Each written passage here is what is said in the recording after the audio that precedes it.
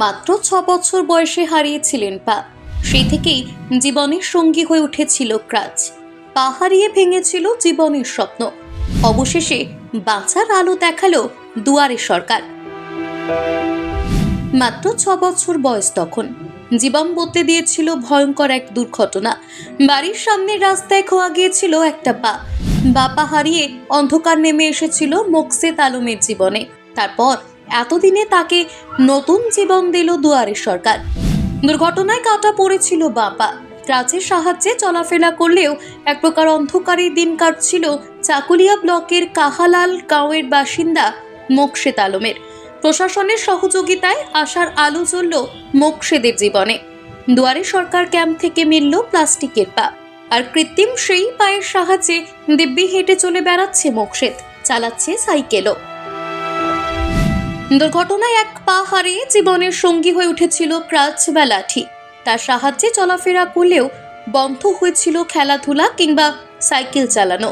প্রশাসনের সহযোগিতায় অবশেষে কার্যত নতুন জীবন ফিরে পেলেন চাকুলিয়ার বাসিন্দা মোকসেদ আলম।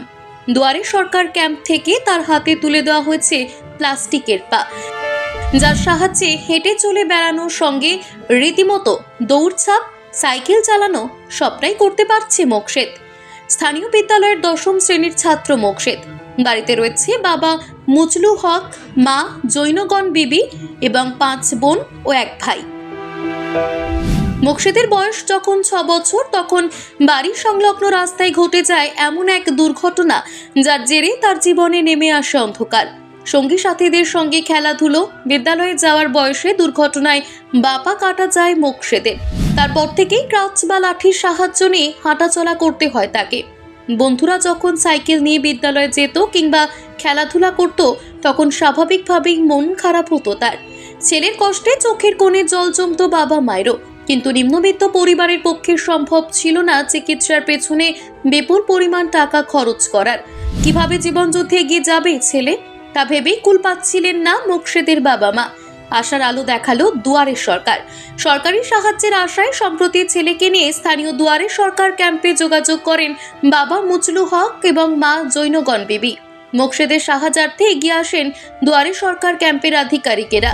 সরকারের তরফে মোকসেদ আলমের হাতে তুলে দেওয়া হয় প্লাস্টিকের পা, যার সাহায্যে রীতিমতো দৌড়ঝাঁপ, হেঁটে চলে বেড়ানোর পাশাপাশি সাইকেল চালিয়েও ঘুরে বেড়াতে পারছে মোকসেদ আলম। সরকারি সাহায্য পেয়ে মুখ্যমন্ত্রী মমতা বন্দ্যোপাধ্যায় সহ স্থানীয় প্রশাসনিক আধিকারিকদের ধন্যবাদ জানিয়েছেন মোকসেদ এবং তার পরিবার।